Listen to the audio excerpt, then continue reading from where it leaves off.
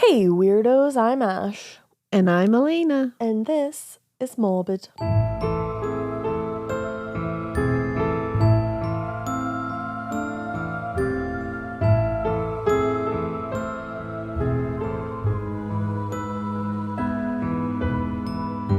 This is Morbid. It's Morbid in the late morning. I'm tired. I know. You know when you sleep too, like, not to brag, but you know when you sleep too good? It's like when your hair is too soft. Yeah. You know? Yeah, it happens. Actually, guys, my hair was too soft this morning. I had to put some dry shampoo in Her there. hair's too soft and she slept too good. I know, and my skin's too clean. It hurts. My skin is Yeah. actually not very clean right now. You're just really, you're struggling. I know, I'm really out here. I have thoughts and prayers, everybody. Thank you. I have a Prayers couple up for prayers Ash up. Kell. Prayers up for me. I have a couple spots on my face that I had to conceal, don't feel today. So, you know, just like so you. again, I say prayers up. Just like you, I'm imperfect. Yeah. Ash, she's just like us. This is an off-putting intro. It is very off-putting. talk. Imagine if this is the first episode someone chooses to listen to. Christ almighty. They're out. Sorry. They're gone. We lost them. It was nice knowing you. I'm a good person, I swear. I'm a good person. I swear. No, We're a it's little true. silly today. We are. A little bit silly. I'm hungry, so that's I'm going to not. play a role in this episode. I think I just ate my weight in chia seed pudding. Good for you, It man. was fucking good. I have pineapple next to me if you want some. She does. Like you over Oh, like thank Elena you. if you want some. Elena I can have can't. some. If I could, I would give you the pineapple through the speaker. Weirdo, but I haven't quite figured that out Weirdo. yet. Thank you. I appreciate You that. betcha. I'll wait until after the episode. Yeah, it's weird to eat on mic. Yeah, I don't want to give you guys like a misophonia moment. No, that's pretty fucking gross. Yeah, one fun thing is if you haven't listened to the rewatcher yet, what the fuck are you doing? Dumbass. We're in the last season of Buffy the Vampire Slayer over there, and then we're moving on to another show. The way that I was just about to say. Yeah, just boop. No, we're not I was telling like, we you. have not announced that yet. We're not telling you, but I think it'll be one that you'll be excited about because it's a lot of fun. Yeah, and if you don't know what we're talking about, we yeah. have another show called The Rewatcher. We cover Buffy the Vampire Slayer. I've never seen it. Or like I've seen a couple episodes, but for the most part, I've never seen it. And Elena has, and Mikey has. Yeah.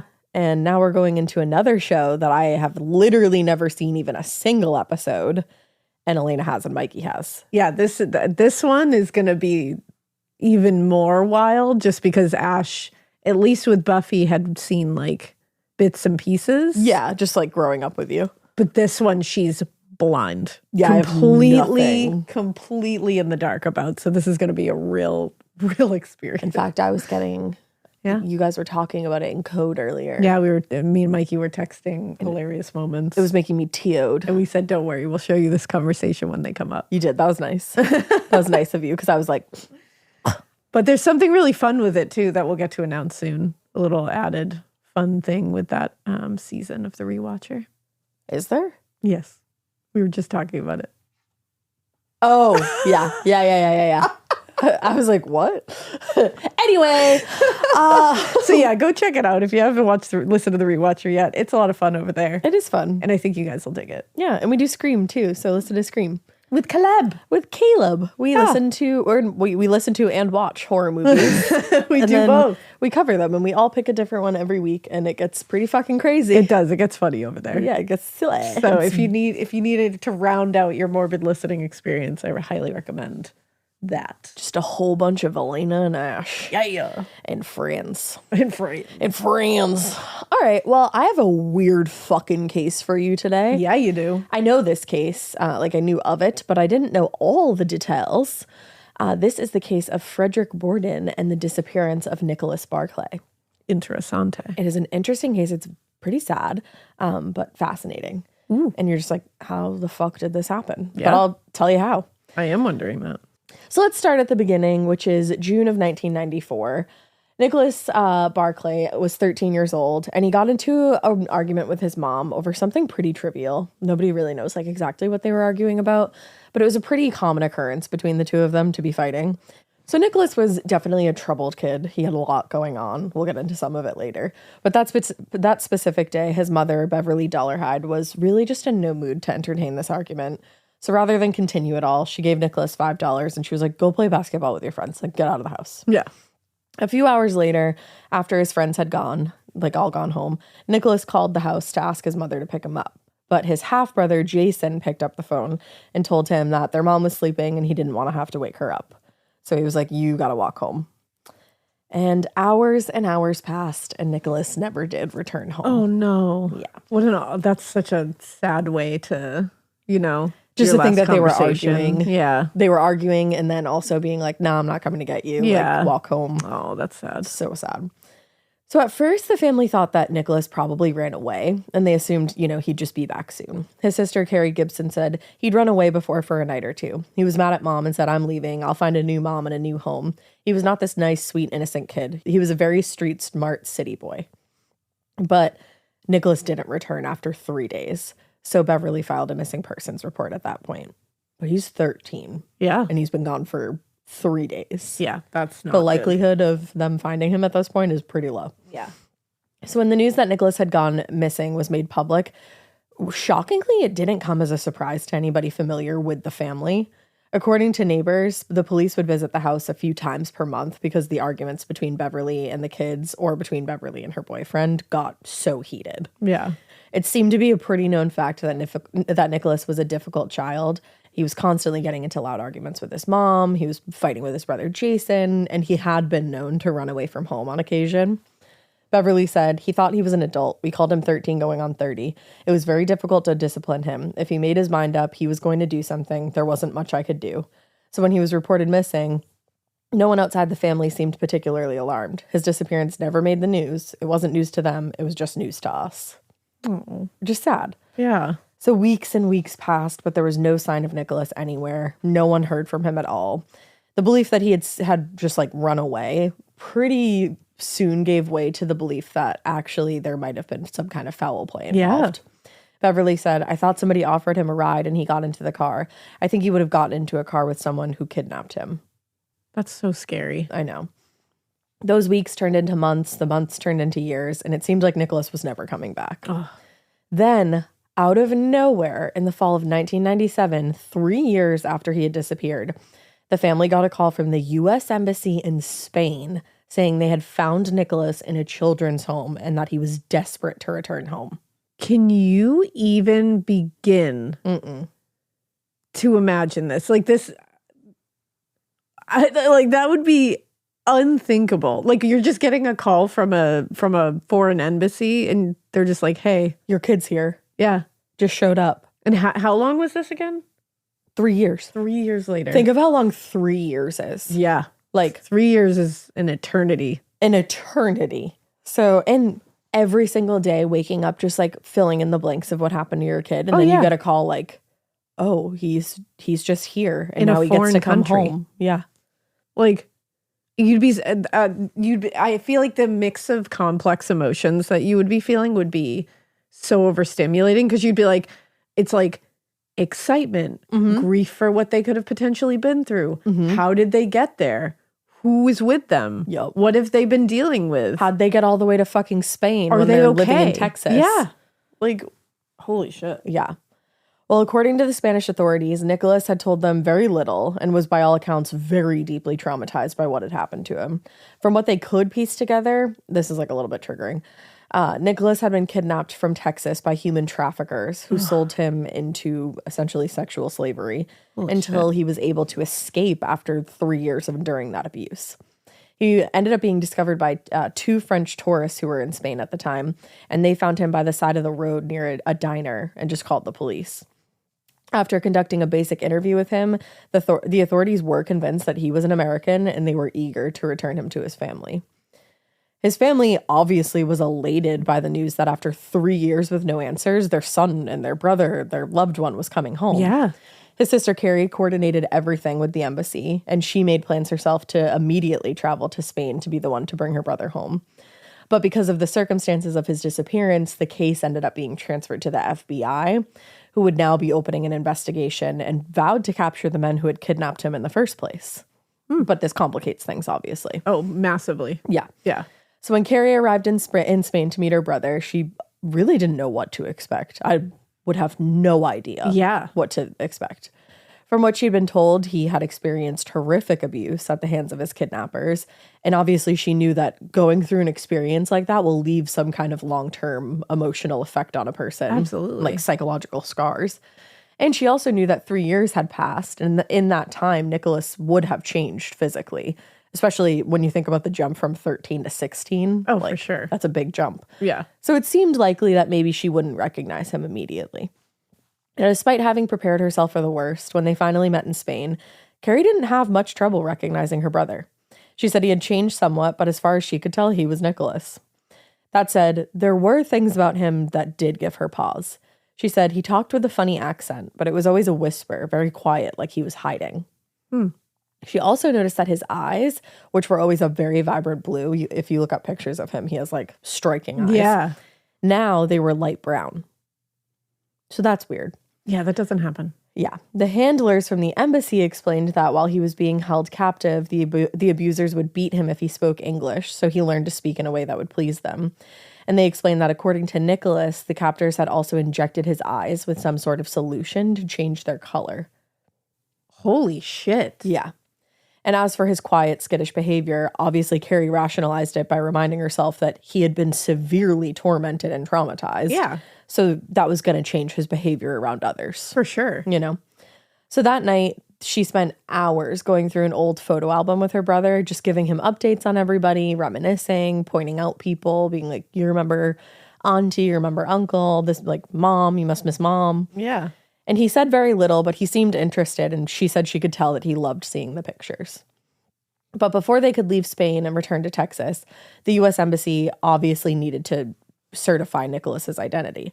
As far as Carrie could tell, it was her brother, but they needed actual like information to confirm that this was really him before they would issue him a passport and send him home.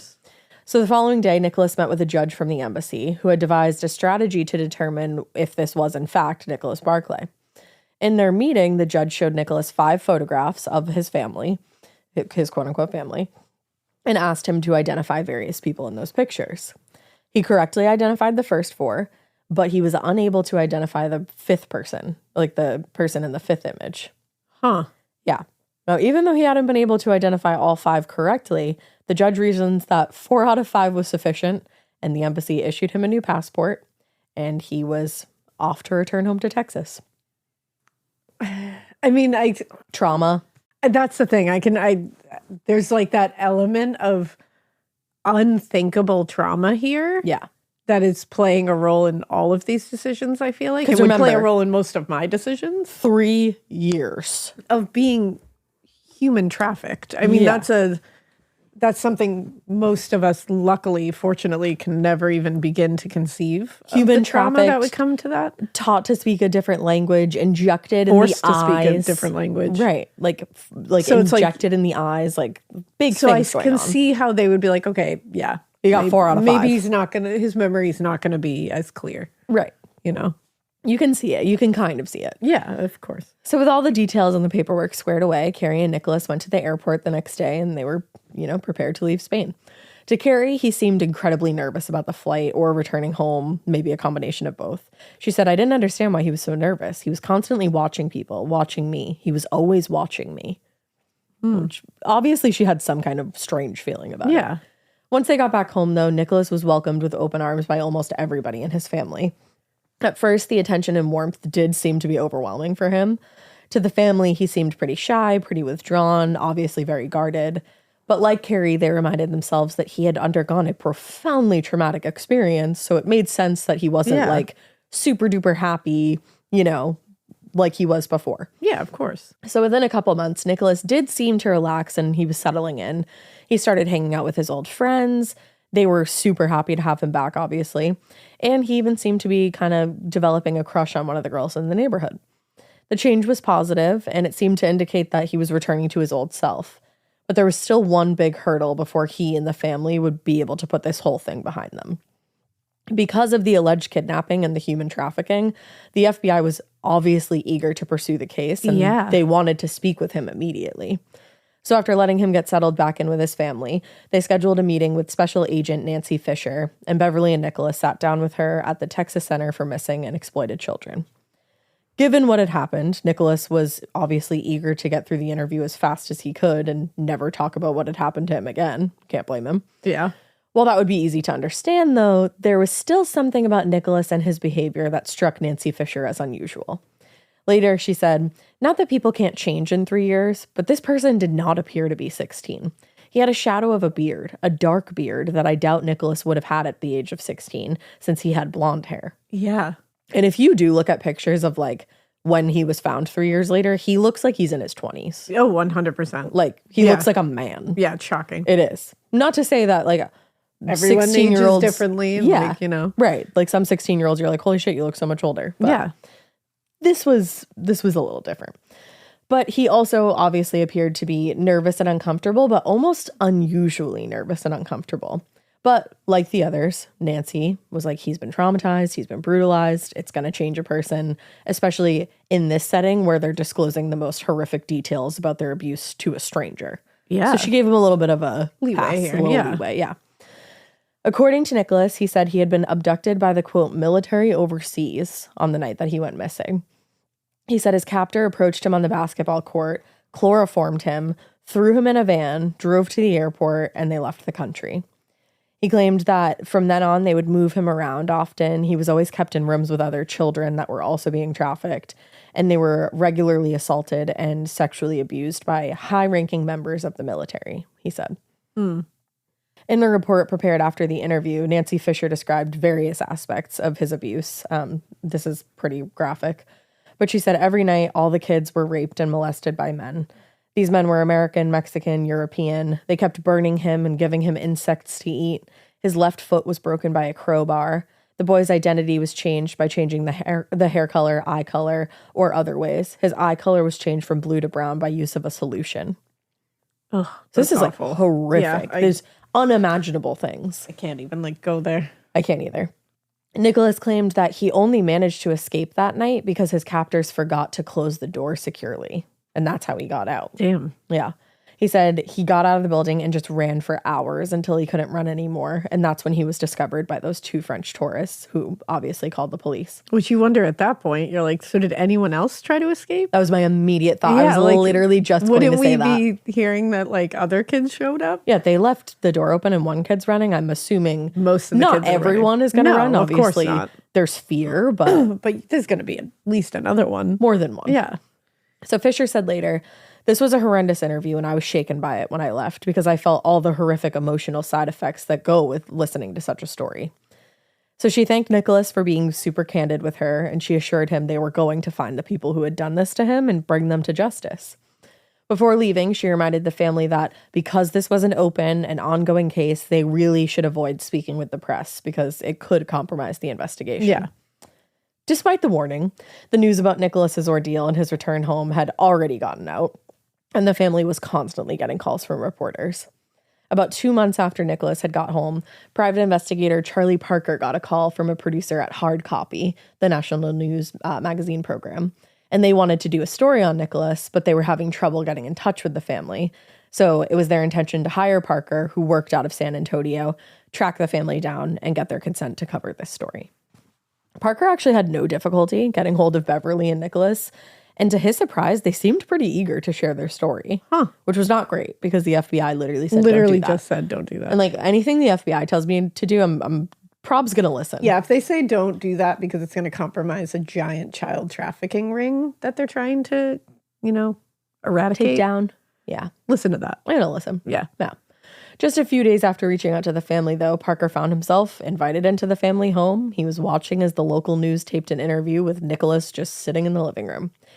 In that specific interview, Nicholas is wearing a large jacket pulled up around his neck, a wide brim hat, and dark sunglasses. Okay. Interesting. His responses to the interviewer's questions are very short, very quiet, and delivered with a distinct, heavy French accent, which is fucking weird. Yeah, like that would make you people questioning this. I get it. Yeah. Like this is It's fucking strange. weird. It's strange. I can't imagine my my child goes missing. 3 years later comes back with different eyes, a dark beard, and a fucking French accent.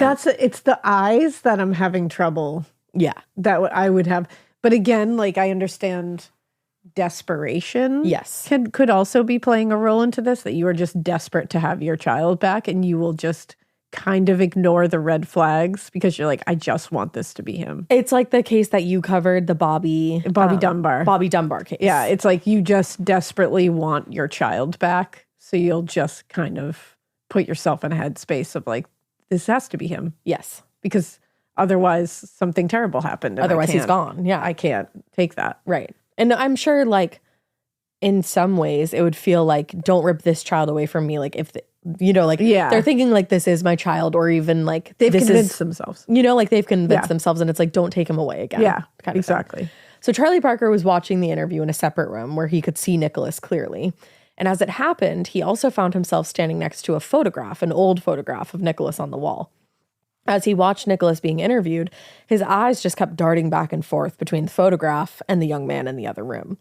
And the more he examined the photo in front of him, the more he started, kind of noting the differences between the two. He said, there was a moment where the hair stood up on the back of your neck and there was just something wrong about it. The fact that he just like knew. He just like innately, exactly. Yeah. Not wanting to tip anybody off to his suspicion, though, the next day, Parker asked Beverly if she had a picture of Nicholas that he could borrow to kind of study some more. Yeah. And he remembered that, and this is interesting, he remembered that when Martin Luther King Jr. Assassin James Earl Ray was arrested in London, the authorities used a comparison of his ear in those photographs, or in a photograph of Ray, in order to confirm his identity. So Parker enlarged the photo of Nicholas and compared it to the photo of 16-year-old Nicholas in his passport. And to his surprise, the boy's ears were not even remotely similar in the two photos. Ooh. And our ears don't change. No. It's entirely possible for somebody to dye their hair, change the way they speak, maybe even change the color of their eyes to seem like they're somebody else. But again, our ears are like our fingerprints. Yeah. They're formed when we're very young, and, barring some kind of mutilation, they just don't change as we grow older. Yeah. So that being the case, Charlie Parker now had compelling evidence that the boy living in Beverly's house was not Nicholas Barclay. Which also is fucking horrifying. Terrifying. Horrifying. Like, I have goosebumps now. Yeah. Like, I've read through this multiple times. I have goosebumps. Yeah, I can't. So fearing that the young man could be a spy or have some kind of nefarious intent, Parker called Nancy Fisher, Special Agent Nancy Fisher, to report his discovery. And he was stunned to find that Fisher didn't seem too interested in what he had to say. Huh. In fact, the most she was willing to tell him was just be careful that he didn't intrude on a federal investigation unless he wanted to get charged with a crime. Oh. Yeah. Later, she said, I thought I didn't have a right to question their statement that this was their family member, because how could they be wrong? I mean, no one would be wrong about something like that. Why would you ever take in a stranger? Not just a stranger from this country, but a stranger from another country who speaks with a French accent. This has to be Nicholas Barclay. Which I understand that. Totally. That thought process. Like, I totally get where they're coming from. And like, I get that, but also you're an FBI agent. Well, for sure. That's the thing. Like, this is so fucked up. Like, this whole thing, because it's like, it's different because she's an FBI agent. That's where that's your job. It's different because you're an FBI agent, but then I was just saying that. But then at the same time, when the fuck do you run into that during your career? Well, it's like, at this point, it's so hairy because you are questioning a family who's been grieving for 3 years. Yes. The loss of their child. And it's like, and now they have this hope and they are telling you this is their family member. They're like steadfast about it. It must be a very strange position to be in to know that it is not. Yeah. And to be like, how are you not seeing it? Right. Like we think of the Bobby Dunbar case and we were saying like, how can you not know that's not your son? I think, but it's probably like, I think desperation plays a part of just controlling the part of your brain that logically tells you that is not your child. It just shuts it off, I assume. That's the thing. And I think unless you've been in that position, it's probably hard to understand. But looking from this point of view, you say, dear FBI agent, question that. You got to question it. If you ruffle some feathers, you ruffle some feathers. You got to let it slick off your back and be like, sorry, I'm just doing my job. Right. Well, we're here talking about it, so something happened. Exactly. So Nancy Fisher might not have wanted to believe that they were dealing with a straight-up imposter, but there were others who were far less willing to entertain this whole charade. As part of the FBI's investigation into the case, Nicholas was sent to see forensic psychologist Bruce Perry in order to collect more information about his claims about being trafficked. Bruce said, I introduced myself, and when he spoke back, immediately I thought something's wrong here. As a contractor with the FBI, Perry had interviewed countless survivors of traumatic situations, actually, unfortunately, similar to those that Nicholas said he had gone through, and nothing about the boy's behavior seemed to support his story. Most significantly, Nicholas spoke pretty casually about the details of this abuse that he supposedly went through, without showing any of the physical and largely unconscious signs of somebody who's been abused. There was also the fact that he seemed entirely incapable of speaking fluent English or speaking without an accent. Like, it seemed like he could not do. Yeah. Perry said, that told me about the development of his brain and the development of language. You just cannot be raised for the first 6 or 7 years of your life in an English-speaking home and not be able to speak English without an accent. Yeah. I can guarantee you that this kid was not raised in an English-speaking family. Which, it really is fascinating how people can, like, pick those little parts of your pathology. Yeah. And point to, like, nope. And just proves it, you know what I mean? And it's so fascinating just how the brain works and how you might so badly want to change that, but you just can't. Like, your brain is just wired that way. Yeah. So Bruce Perry reported his suspicion to Nancy Fisher, and along with what she'd heard from Charlie Parker, at that point, she could not ignore the obvious fact that whoever it was who had returned home from Spain with Carrie Gibson was not Nicholas Barclay. Yeah. So fearing now that the family might be in danger, she immediately called Carrie Gibson, his sister, or quote unquote, and told her what they learned. And to Nancy's great surprise, Carrie seemed uninterested in hearing that the young man living in their house was not her brother and may in fact be a dangerous person. Oh. Later, Carrie said she didn't remember Nancy Fisher putting it in like those exact words that this person might be dangerous. Yeah. But the fact remained that no matter how she phrased it, the family was determined to hold on to the belief that their lost loved one had come back to them. Yeah. And it seemed like nothing was going to change their minds, which like we're saying over and over again, you can understand. It's just a little a sad situation. It really is. Very quickly, the Dollarhide family had gone from willing participants in an FBI investigation to now a serious obstacle in finding the truth. A few days after Nancy Fisher informed the family about the potential danger, she actually went to Beverly's home to obtain permission to get a DNA sample from Nicholas, but the agents were met at the door with a very uncooperative Beverly. Oh, no. Not only did she refuse to allow them near Nicholas, quote unquote, but when they pushed the issue, she threw herself onto the floor and started screaming, no, and you can't pick me up and you can't make me. Oof. Yeah, which is sad. It's the whole thing. It's heartbreaking. The whole thing is heartbreaking. I mean, this is awful. Yeah. From Nancy Fisher's perspective, though, the change was remarkable. She said she wasn't just apathetic, she was hostile. I no longer saw them as a grieving, victimized family. I saw them as a questionable family. There'd be no reason for them to accept a stranger into their lives unless there was something to hide. So she's looking at it like, this is a bit nefarious now. Yeah. Because I understand that you need to question that. You need to say, because you have to look at it from a totally, unbiased point of view, not living in the emotion of it all. You need to be like, why are you trying to keep this? If I'm telling you this could be a dangerous stranger, this is likely not your son. Right. Like, why can't we investigate this? Mm-hmm. But then you look at the family and you say, well, I don't want you to put my loved one, who I think this is my loved one, through more trauma. Right. And I just want to go on with my life. Right. But you can see how it would look nefarious from the other side. Yeah. And the thing, like, it wouldn't be super traumatic to get a DNA test to confirm your identity, I don't think. Exactly. Like. But again. But I've never gone through this experience, so who knows? But while Nancy Fisher and the other agents from the FBI continued trying to work with the family, private investigator Charlie Parker was kind of, in the background there. He was tailing, quote unquote, Nicholas everywhere he went at this point. At times, he would reach out in the hope of forming a connection that would allow him to get more information. And after about a week or two, his efforts seemed to pay off.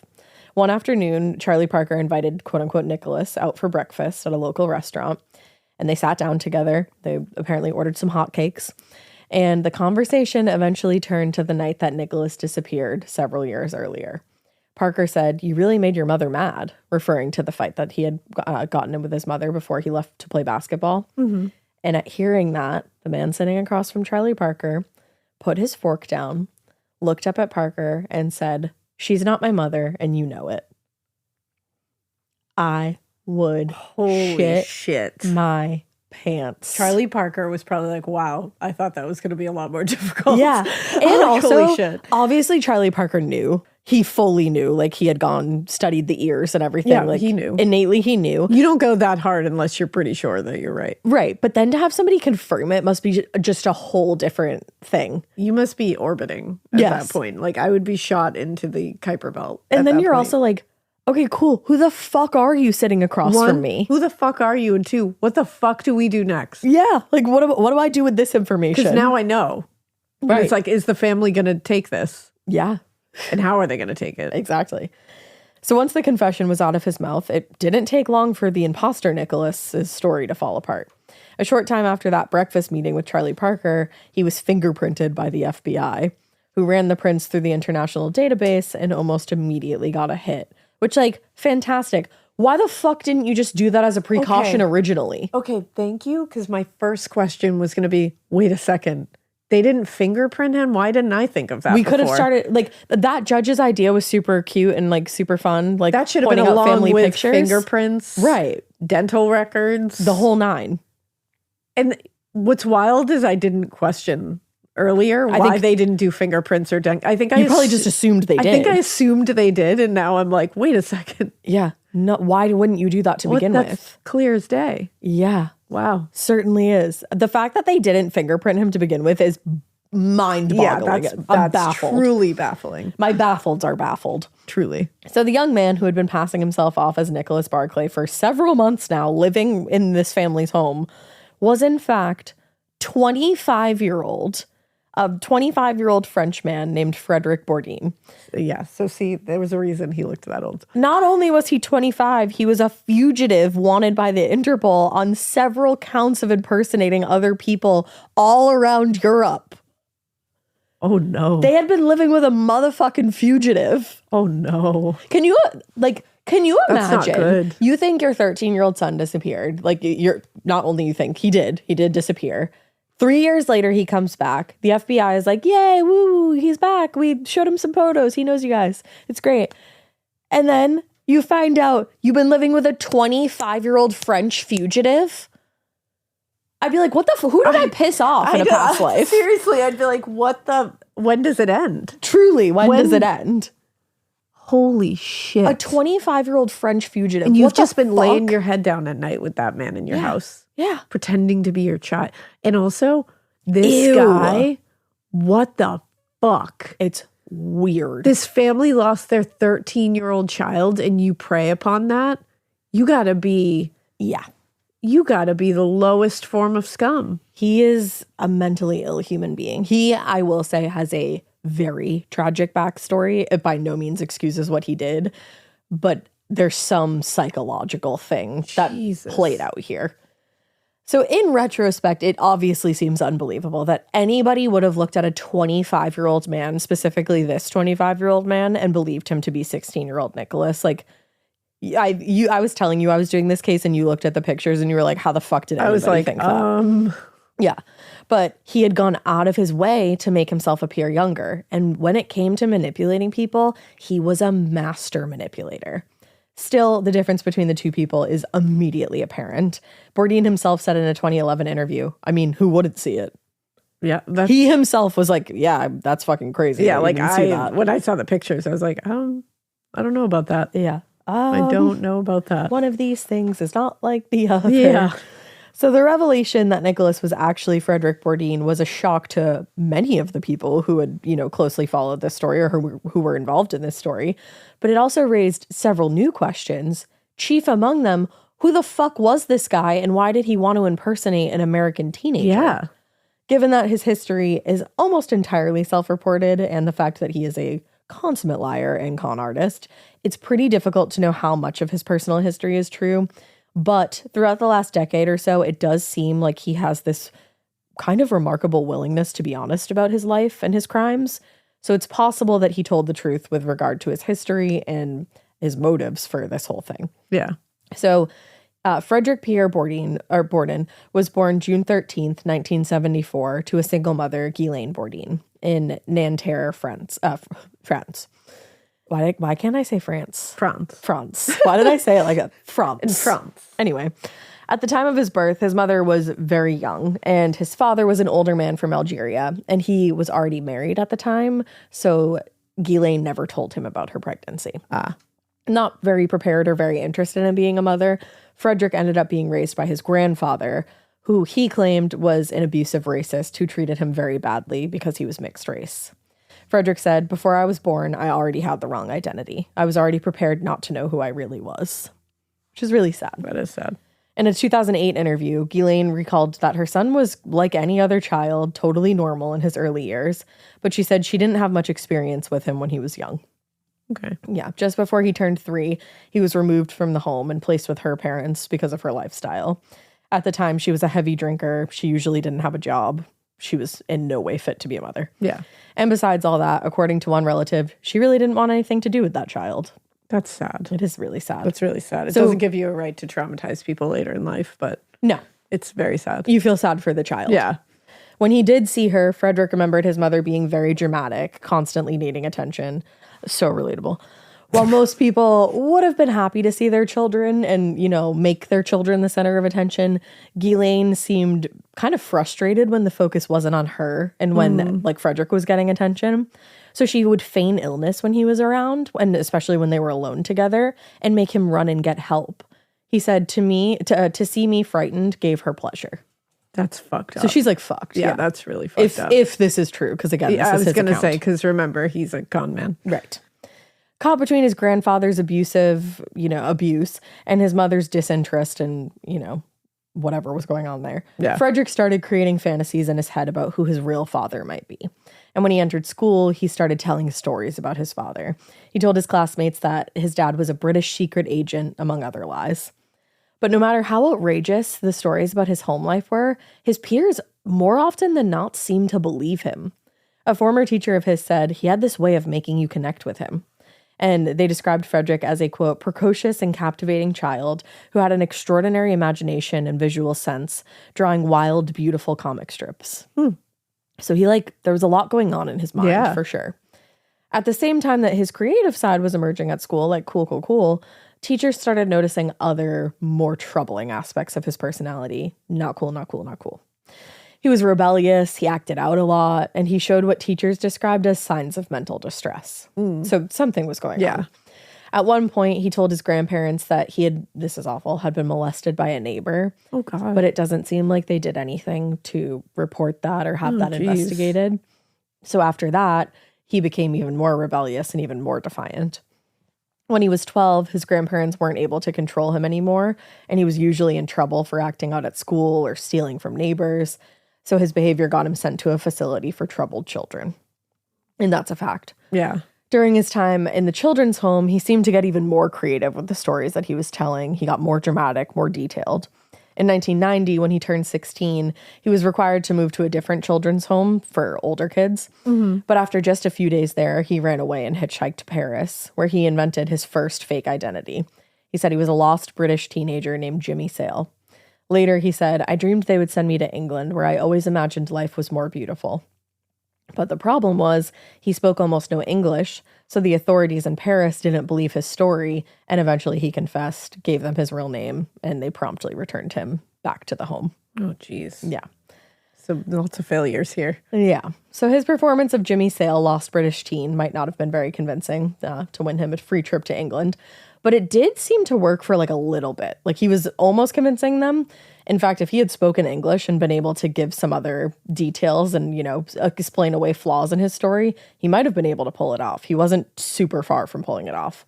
So it was then that he established a strategy of impersonation that he would now employ countless times over the next 2 decades.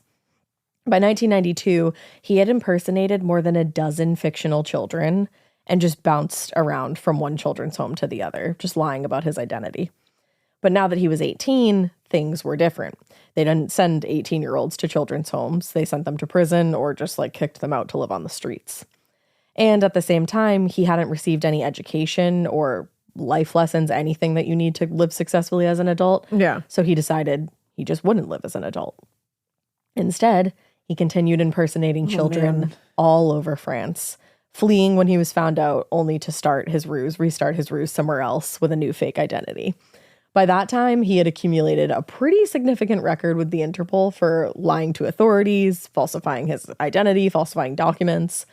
It was true that he had broken the law by creating so many fictional identities, but it also seemed to be one of the few things that he was actually really good at.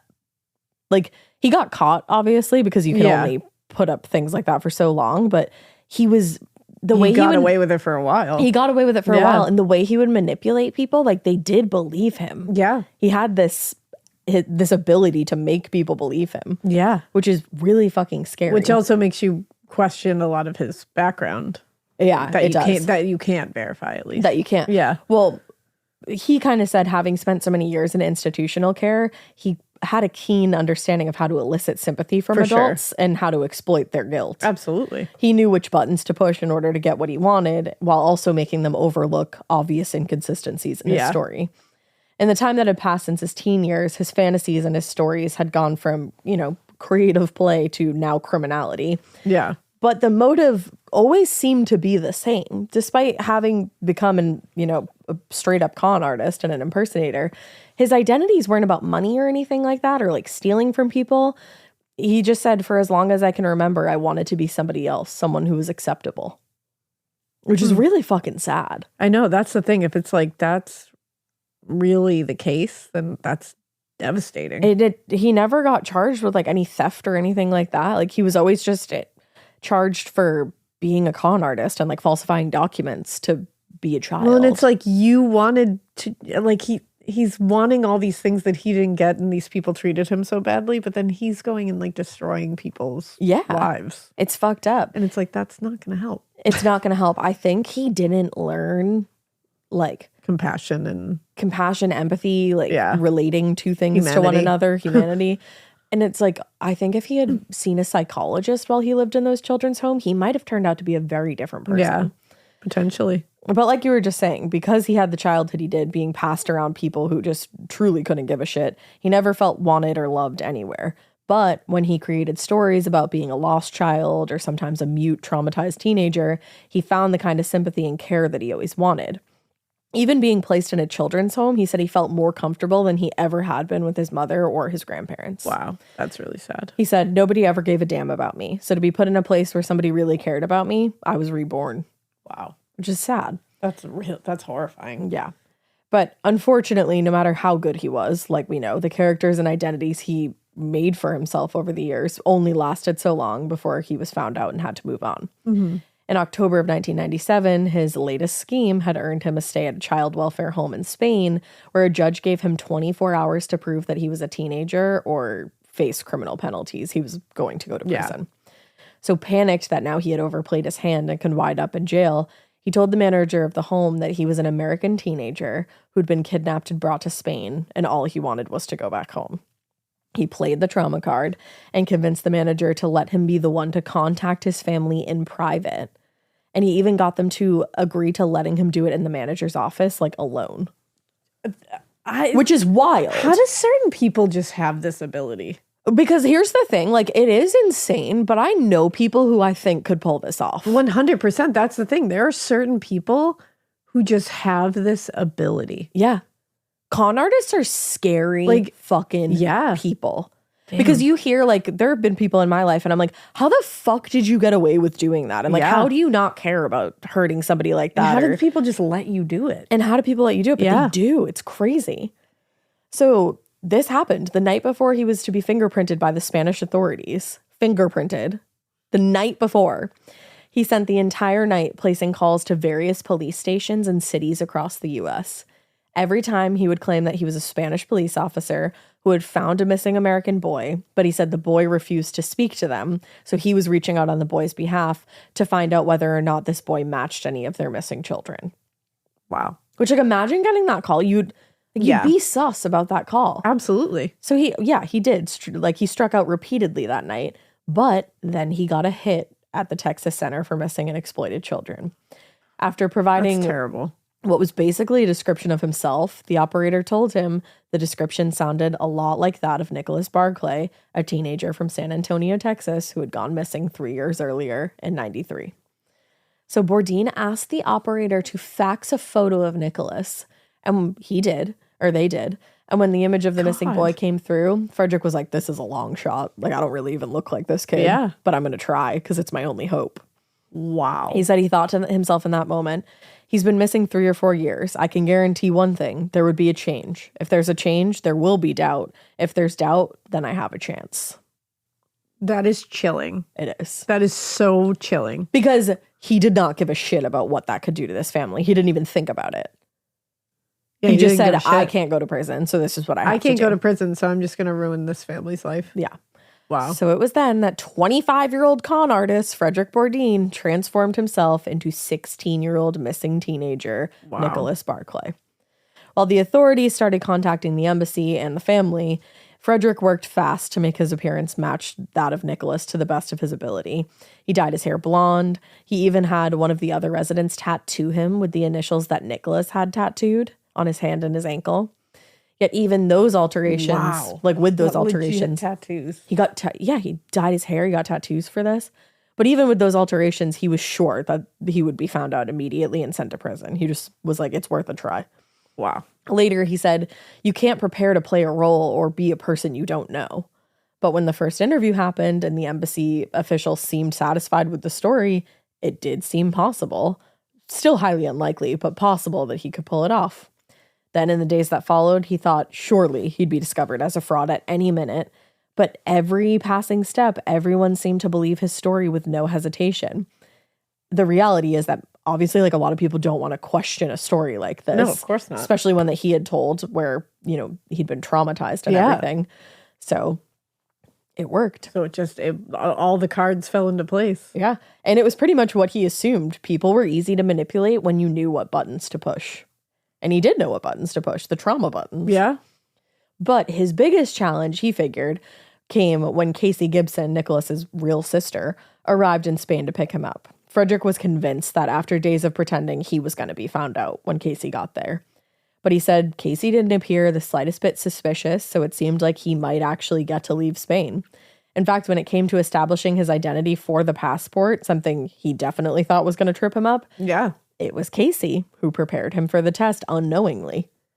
Oh, man. The night before Frederick was to meet with the judge at the embassy, again, remember, they spent hours going through family photos and telling stories. Oh, you're right. So when the judge asked him to identify those people in the family photos, he had been given all the information he needed not even 24 hours earlier. Wow. Yeah. Just by happenstance. It all just kind of fell into place for him. He didn't even have to do the work. Yep. Wow. For years at this point, he had passed himself off as dozens of fake teenagers with varying degrees of success. But this was the first time he had taken the identity of an actual person. And he was still convinced, though, that sooner or later someone was going to realize he wasn't Nicholas. It's obviously one thing to create a fake persona and like come up with your own backstory, but it's quite another to adopt the identity of a person who had 13 years of experiences with a family. Yeah. And like an American family, you know, it's pretty different. Yeah. So when they arrived in San Antonio, he said the Dollarhead family welcomed him with open arms. Like Carrie, it seemed they didn't notice the glaring differences between Frederick and missing Nicholas. Because they didn't want to. No, of course they didn't. Each new person he met seemed to adopt the position that since he had gone through this traumatic ordeal, he would almost certainly have changed in some way. And he said if anybody was suspicious, they didn't let on. Wow. Aside from one person who did not seem even remotely interested in entertaining the ruse. When they knew Nicholas was going to be coming home, the family organized a party, and all the relatives and neighborhood friends came over to the house to welcome him when he got there. The only person who wasn't there was Nicholas's half-brother, Jason, the one he had called, remember? Yeah. And Jason said, like, no, I'm not waking up Mom. You got to walk home. That's tough. Since Nicholas's disappearance, Jason blamed himself for everything. And he was a heavy drug user for years. Unfortunately, it made him slip a lot further into his addiction. A couple weeks after the party, though, Jason did finally come by the house to visit with the family. And when he walked in, he gave, quote-unquote, Nicholas a hug. But Frederick said he remained very standoffish for the entire visit, and he seemed to be viewing his quote-unquote brother with a very wary look. In fact, despite spending hours with the family that day, they only spoke one time. As Jason was preparing to leave the house, he looked at Frederick suspiciously, said good luck, and left. Good luck. Good luck. Holy shit. Chills you to your fucking core. Frederick He knew. was probably like, oh, Yup. oh, Yup. that The man fact that knows. this is not, like, it is a movie now, but the fact that this whole story is not just a movie originally is fucking Like that crazy. this is real? That it's real Yeah. is insane. Wow. Good luck. Holy shit. So he'd been doing this for a lot of years, obviously. So he knew when his lies were starting. Like, he could tell when people were realizing coming on to him when things were going to fall apart. Yeah. His resemblance was slight at best. And again, he spoke with a very strong French accent. So the lie should have been obvious from the start. Pretty much. And he said that being the case, within a few months of being in San Antonio, he started questioning if the lie was so obvious, why would the family be so willing to accept him as their missing child? Yeah. So now he's starting to kind of be suspicious of this family. Oh, Lord. When Nicholas disappeared in 1994, the authorities assumed, like we said in the beginning, that maybe he had just run away from home. Yeah. And Nicholas actually had been picked up by the police shortly before he disappeared for stealing a pair of tennis shoes. And it was possible that the theft and like some other things that were going on at the time was going to result in him being placed in a juvenile facility. Oh, wow. Like he was supposed to go to juvie that summer. Holy shit. Add that to the fact that, unfortunately, Beverly Dollarhide also struggled with addiction, and his brother Jason, like we know, was an addict at the time, and also was frequently abusive to Nicholas. Oh. Like, they did not get along well with each other. I feel really bad for Nicholas. I do too. He had a very sad life. But all that gathered together, it made sense to the San Antonio police that he would have run away at the time. Yeah. But years later, as more and more people started digging around in the family's history, some people started to wonder if the family knew more than they were saying. Oh, wow. And that's maybe why they were so willing to accept just go this. along with the ruse. Yes, exactly.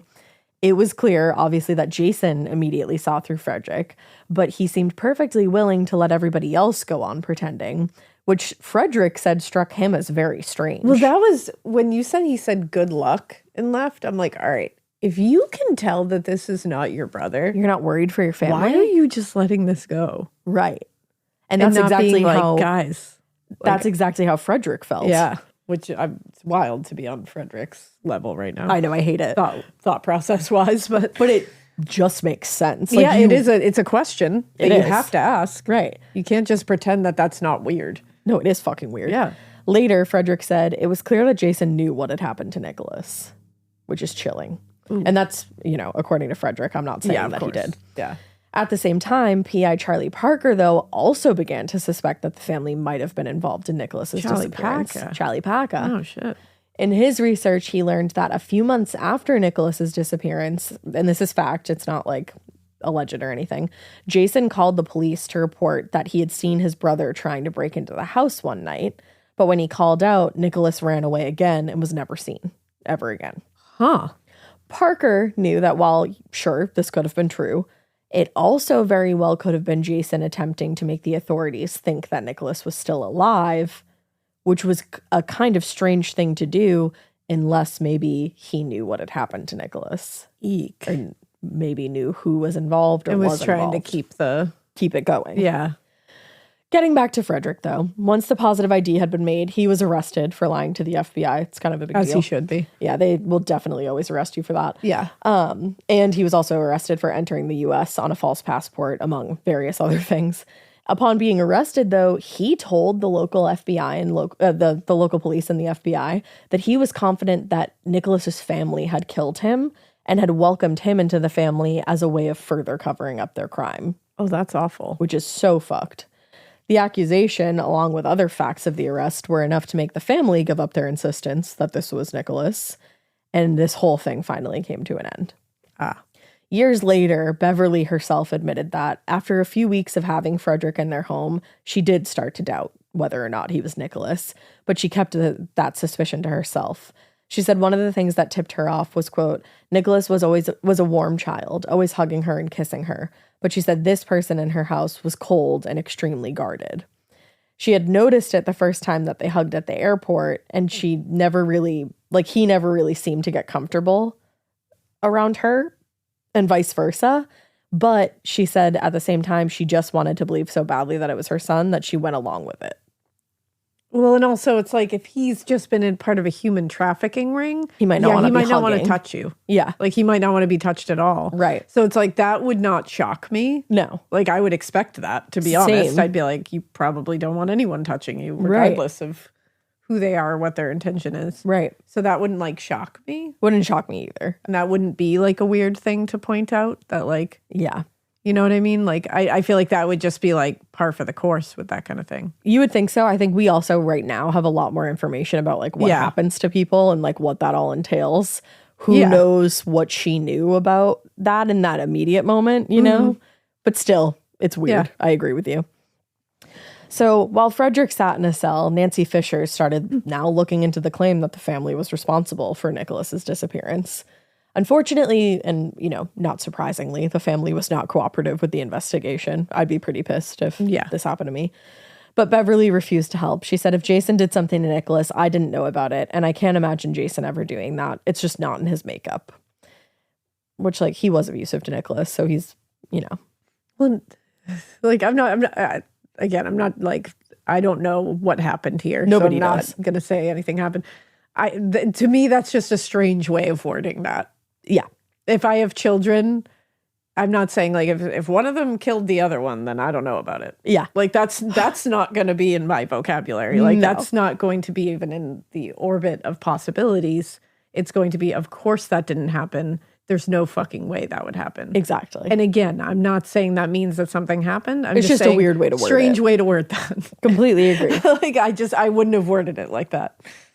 I will say, you know, hot dog in a trench coat, take it for what it is. Oh. She took 2 polygraph exams and passed them. Okay.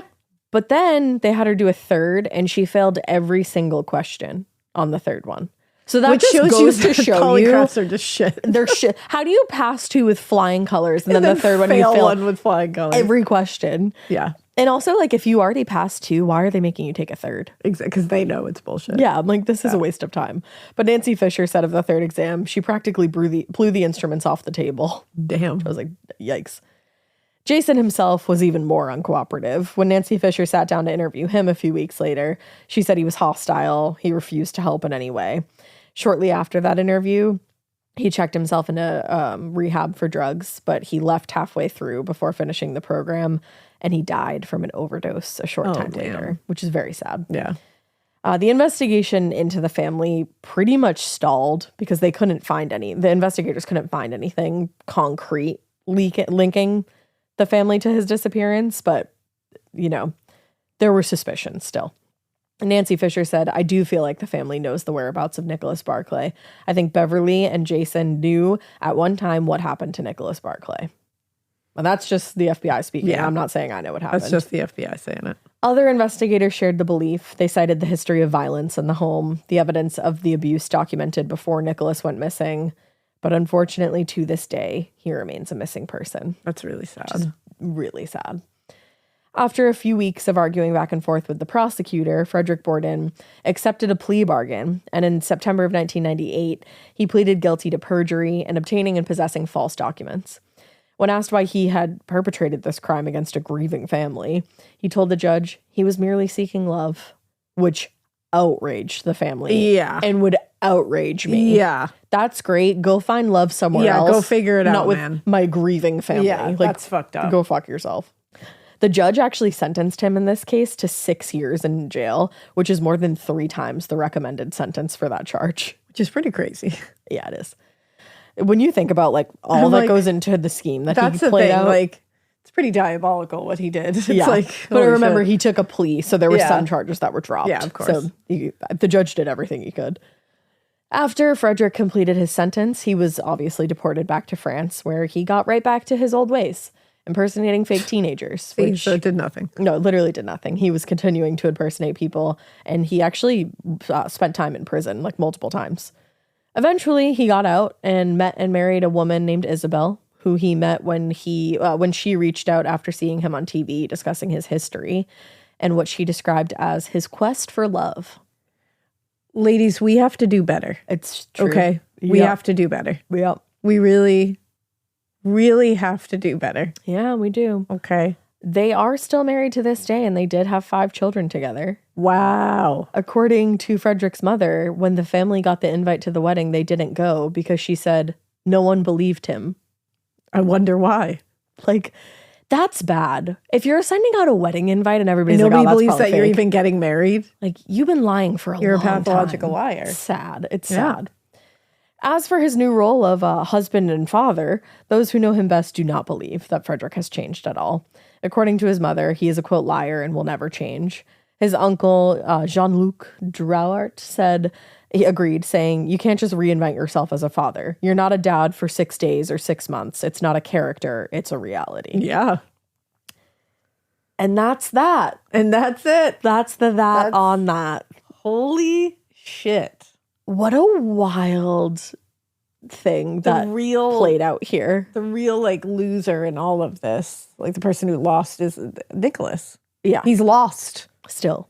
And he's almost lost in the story. He is. You know what I mean? Like it's like He absolutely no is. matter what, the story became something so different. And it's like when you really boil it down, you're like, what happened to that 13-year-old boy that day? And it Like, doesn't what there wasn't happened? really it didn't seem like there was like a lot of investigation that happened. That's the thing. I'm like, why are we not figuring out what happened to him? And I think there wasn't a lot of investigation because they were like, oh, he ran away. He had ran away before. So And it's like, yeah, obviously he okay, did that it doesn't again. mean that they. And it's like, yeah, he ran away and he obviously came back. Yeah.